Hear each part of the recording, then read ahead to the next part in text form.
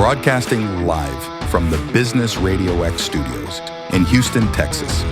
It's time for Houston Business Radio. Now, here's your host.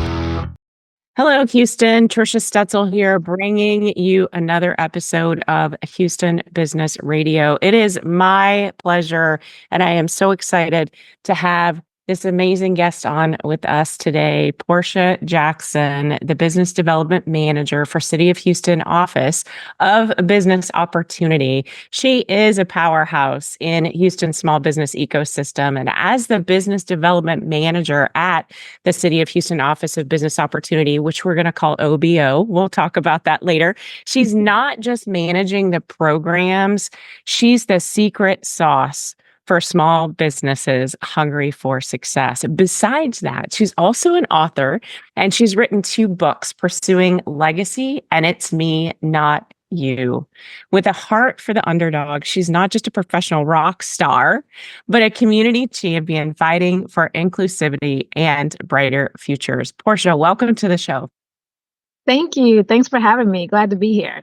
I'm so excited that you're on with us. And, you and I have had the opportunity to have some conversations around what you're doing in the city of Houston. And it made me realize, and you probably get this all the time, that people just don't know what's going on with the City of Houston Office of Business Opportunity. We'll call it OBO for short today.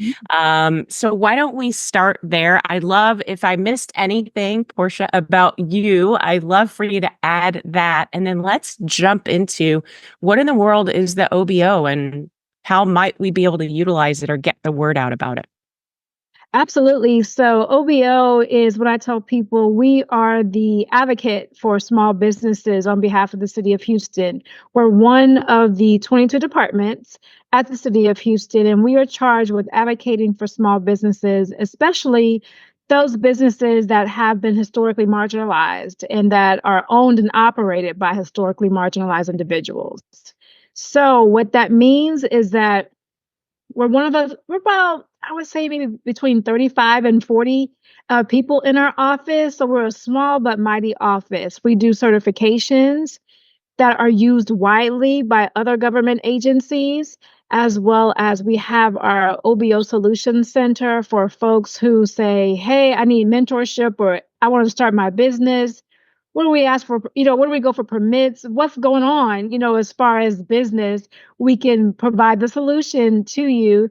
And then we also have our contracts compliance division, which ensures that any certified firms, the folks that we certified that are working on our contracts, that everything is going correctly as towards that contract. And then the last aspect that we have is kind of the space where I live, and that's the business development programming. So we have a plethora of programs, whether it's just maybe a couple hour workshop, all the way up to programs that last up to 6 months. So that's in a nutshell what our office does. That's bigger than just a nutshell, Porscha. I think you guys are doing a lot for this city. And one of the things that you and I have talked offline about, in particular, these programs where you are out negotiating these programs and bringing them to business owners, and you're finding that people aren't taking advantage of the programs because it sounds like it's too good to be true. So can we talk a little bit about these particular programs that you have out there that you've worked so hard to bring back to the business community? Absolutely. And one of the reasons people think it's too good to be true is because all the resources and services, including the programs that we offer, is at no financial cost to our business owners. So when people hear free, they always have that eyebrow lifted, like, what? Yeah. But no, it's totally free. We want you to take advantage of it because we understand the significance that our small businesses play in our ecosystem. You guys are the backbone, so we have to make sure that you have the resources and the services that you need, and our programs do just that. We have a program all the way from folks who are just in the ideation stage, like, hey, I want to do a business. I got this idea. How do I make it come into fruition? And we have our Liftoff Houston business plan competition that satisfies that. So it's really targeted for folks who just, again, are in the ideation stage or have been in business for less than a year, and they get to compete for funding for their for their business. And one of the things that I really like about it is that on the pitch day, right? So I guess leading up to the pitch day, you go through a series of classes, then you are paired with a financial mentor as well as a mentor who's going to help you to develop that idea and create that business plan. And then you can go and pitch. So the finalists will pitch in front of a Facebook audience. And so the audience gets to vote on the best, the fan favorite is what we call it. So it's always an engaging experience with that business plan competition. So that's kind of like the first level of our business development programming. And then we go all the way up to what I call as our capstone, Pillars for Success, that runs on the Blue Wave Supplier Development Program. And that's for folks who've been in business, been making a pretty good amount, like just say about 350 a year. And they're saying, you know what? I want to take it higher. I want to go to the next level. How do I do that? And so this program really gets in place the policies that need to establish. How can they expand and add in more new employees, consider other markets with their business? So that's the range of the programs that we have available. Yeah, just so exciting. And yes, at no cost. And it's not too good to be true. It is true. And you guys have worked so hard to be able to bring these programs to the business community. I'd like to focus just for a few minutes, Porscha, on how do we get people more involved? You and I had this conversation before about these business owners are so stuck working in their businesses that they feel like they can't step away and participate in these programs where they're actually working on their business. So what advice could you give to these business owners who are struggling when they think about stepping away from their business to actually work on it instead of in it? I say my best advice would be is that you have to know your goal, right? So if your goal is, hey, I'm fine with this revenue, I don't want to grow, then that's totally fine. But if you really want to grow, then you know in order to grow, there's going to be some stretching involved, right? There's going to be some different ways that you have to maneuver in order to fit into those new sets of clothes, right? And think of the business program as the new sets of clothes that you are growing into. And so you have to just really rely on that and say, you know what, this is my goal. I'm going to get to it regardless. And so if I'm out there, especially because it's no financial cost, right? So we know that businesses access to capital and having the capital to invest in your business and you're doing all that, but you're not going to grow if you can't step away from the business to work on it. If you're always in it, you're always going to get those same results. And so we are there for you. We understand that that is hard to do. And sometimes we want to have our fingers and toes in everything. And sometimes you got to say, you know what? I'm going to trust the process. I've set that good foundation for it. So let me step out of it and learn how to work on it. And let me figure out the folks I can hire so that I feel I can breathe at night, that when I'm gone, when I'm out networking, that everything is being run accordingly. So just really have that goal set in mind and just know like, hey, whatever it takes, I'm going to put my mind to it and accomplish my goal. Yeah, that's very sound advice. So this capstone program you all run, I believe, once a year. Do you want to give kind of the timing around that when you open up registration and what that might look like, and even who qualifies? I know you mentioned that there's a revenue qualification, but is there also a qualification around, what part of town they work in or live in and those sorts of things? So give me more details. Sure. So our Pillars for Success, again, it runs on the Blue Wave Supplier Development Program. And so the requirements are $350,000 in annual revenue. And keep in mind, we're going to be kind of soft on that. So if you're at 250, 300, we'll some leniency there. But the other requirements is that you don't have to be certified by us, but we would like you to be certified because of the opportunities that's going to come from it. But the main requirement is that you have to be open to learning. So this is where we're talking about that growing and having those goals. You're going to have to be open to learning and open because we're going to do an assessment from in the beginning and the end. And we're looking at where you're at. So even if where you're at is not where you want to be, that's okay. We got to start somewhere so that we can get you to where you want to be. And so just having that open mind and saying, yes, I'm willing to take in the information. Yes, I'm willing to learn. And guess what? We got homework. So, yes, I'm willing to do the homework. Then you will be a great candidate. It's open for all industries. All industries. We love that because what we find out is that you learn from each other. The other folks that are in your cohort, you learn from each other. You can do business with each other. But open to all industries. Of course, you must be the owner of that company to participate in it, and just have that willingness to commit to the time frame. So all the classes except for two. So the first class where we come, we call it the kickoff, and then the graduation. Those are the only two that are in person. All of the other classes are virtual, and we meet pretty much every other week for about 6 months. So right now, the applications are open on our website, which is houstontx.gov/OBO. You can click on business development programs and you'll see Pillars for Success right there. We'll also have informational sessions at the first Wednesday of each month. So that's September, October, November. You can come in and find out more information. We'll break down those 7 pillars that we talk about.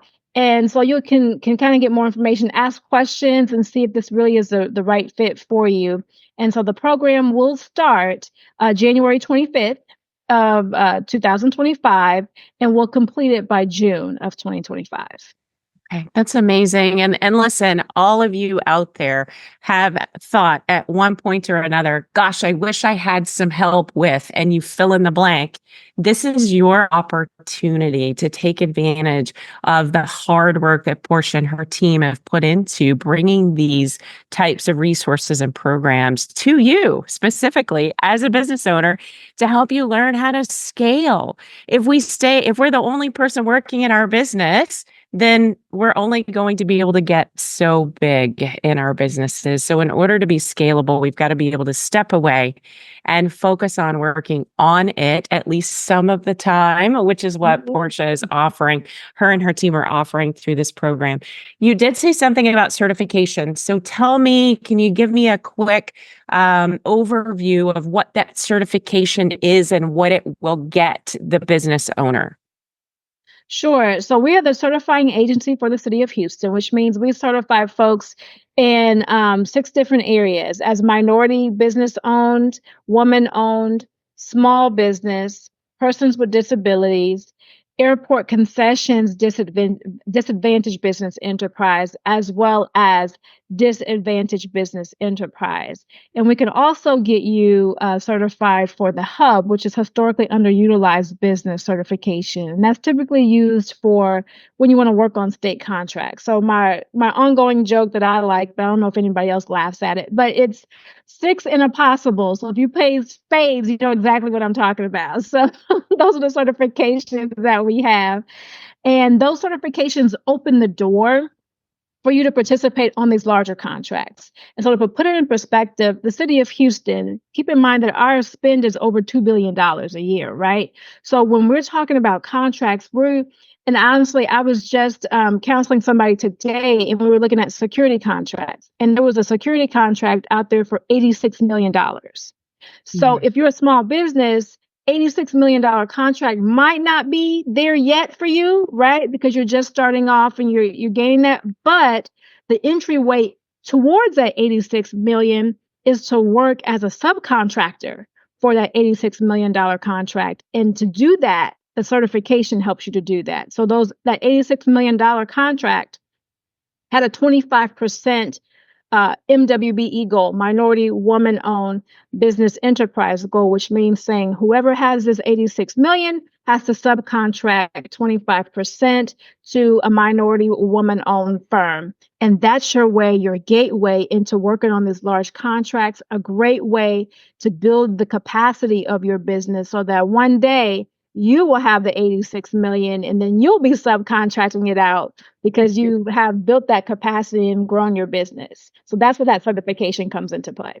Wow, that is amazing. There are so many resources out there that, and again, the reason why I wanted to have you on the show so that we could talk about that because there's this I think space of unknown and people just don't know. So we've got to get the word out. So if you're listening and you're interested, please reach out. You can go to houstontx.gov/OBO to get more information. And if it's not for you, maybe it's for someone that you know and you can share that information as well. So Portia, as we get to the back end of our conversation, I'd be really curious, your idea or your opinion on the small business ecosystem here in Houston and maybe some business trends that you see going on. Yeah, I would say one is interesting about our small business ecosystem that I hear from a lot of people who move here or who visit here is that, wow, you guys get along. And I'm like, what? Doesn't everybody get along? But apparently that's not the truth in every city.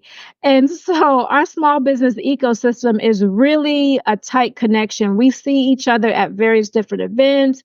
When we have our own individual events, we invite each other out. So we work and collaborate very well because it's like a net, right? We talk about a net worth or network. We're building that net for our small businesses. And so if there's programs that maybe we can't admit you into the program, we're definitely going to refer you to somebody else in that ecosystem because we truly understand the importance of our small businesses. And so that ecosystem consists of other government agencies who have a supplier diversity component of their agency, as well as straight out business support organizations, which are organizations that are solely created to support businesses, to provide counseling, to provide ways for you to access funding. And so we all work together, whether they're funders, they're counselors, or they're advisors, their program, we all work together and to make sure that we are putting on some programs to help our small businesses. And again, that whole ecosystem, some folks charge, but when they do charge, it's little amount compared to the feedback that I get from some folks from other states where they have to pay for all this business development programming and these services. And all that here in Houston is not only in abundance, but it's offered at little to no cost. Yeah, absolutely. Well, and talking about organizations coming together and really serving and helping each other, you and I met through the Houston Regional Veterans Chamber of Commerce at one of our the roundtables that we host Mhm. with other organizations. So thank you for being a part of that as well and keeping those communication lines open. So any business trends that you see happening right now? I know you're doing a lot of counseling in your office as well as running these programs. So you have the opportunity to talk to local business owners real time. So what are you seeing? What I'm seeing is two things. Is AI is definitely a trend, and I think right now it's like the baby part of it, the introduction is that folks are getting introduced to it, and we're kind of seeing how it could really help businesses, especially in some areas that might take us personally some time to cultivate or create, and we can just once we understand AI, it can get it done in like 20 seconds and we can be spending time over here. So just really how to incorporate AI into your business to help you to be a tool to assist, not to do, but to assist you is one. And then another trend that I'm seeing is more folks trying to really figure out and solidify this whole social media thing. And so word of mouth still is the main venue of or the main vein of how to communicate information. But that word of mouth looks a little bit different because it might be in the form of Instagram or Facebook or LinkedIn. So we're seeing a lot of businesses trying to find their niche where they might have disregarded social media before, but now they're seeing like, I must have this. So how do I figure out which platform is best for me and how can I use it?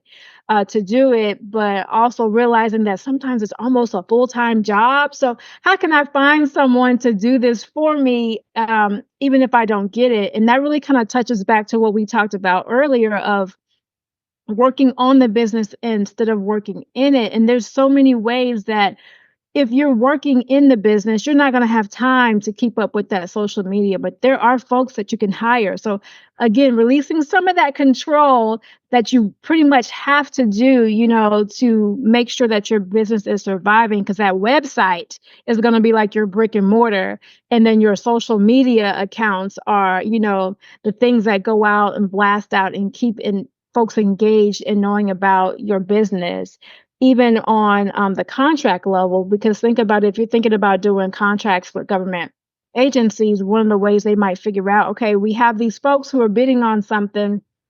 How can we tell who they are? They're immediately going to your website. And when people want to patronize your business, they're going to your social media and seeing what other people are saying about your business. So those are the trends that I'm seeing. Yeah, that's huge. You're such a plethora of information. I can't imagine why anyone would not take the opportunity to reach out to you and reach out to the OBO and really start to understand some of these things that they may be reluctant to get into because they just don't know. And you're able to provide those resources. And I think that's so important to all of our small business owners as we continue to grow the business economy in Houston. It's huge. Lots of small business owners. I love that you said that people are surprised that we all get along. It's because we're Texans. That's why. Right? Yeah. If you could give our audience today one piece of advice, what would it be, Porscha? My one piece of advice would be to have the end in mind. Know why you're in the business, what your goal is, and why are you doing this, so that you always have that picture and it keeps you moving and you know what direction you're going in because you're trying to reach that particular goal. Yeah, absolutely. That is fantastic advice.